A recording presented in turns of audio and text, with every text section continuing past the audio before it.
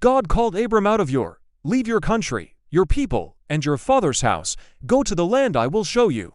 I will make you a great nation, and through you all peoples will be blessed. At 75, Abram obeyed. With his wife Sarai, his nephew Lot, and their possessions, he journeyed into the unknown. He entered Canaan, building altars along the way as declarations of faith. This land would belong to God. When famine struck, Abram went to Egypt. Fearing for his life, he asked Sarai to say she was his sister. Pharaoh took her into his house, but God struck him with plagues. Confronted, Pharaoh returned Sarai and sent Abram away, shamed, yet enriched and protected by God.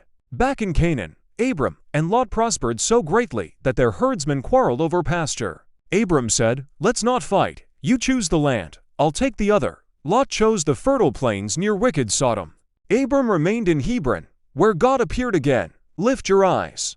North, south, east, west, all this land I will give you and your descendants forever. Soon, Lot was caught in the middle of a war of kings. When Abram heard, he armed 318 men from his household and pursued the invaders at night. Against the odds, he won, rescuing Lot and his possessions. On his return, Melchizedek, king and priest, blessed Abram with bread and wine, and Abram gave him a tenth of everything.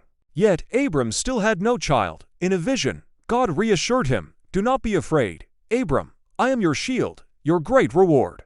Abram replied, "But Lord, I remain childless, a servant will inherit my estate." Then God led him outside. "Look at the stars, count them, if you can.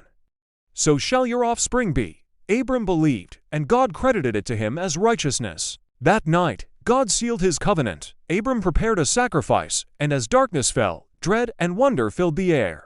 A smoking firepot and a blazing torch, signs of God's presence, passed between the pieces. God declared Abram's descendants would inherit the land, though they would endure for 100 years as strangers and slaves before returning in triumph. Years passed, and Sarai's womb remained closed. In her frustration, she said, "The Lord has kept me from children. Sleep with my maidservant Hagar, perhaps I can build a family through her." Abram agreed. Hagar conceived, but pride filled her heart, and Sarai's jealousy burned. She mistreated Hagar until the servant fled into the wilderness. At a spring, the angel of the Lord appeared. "Hagar, servant of Sarai, return and submit to her.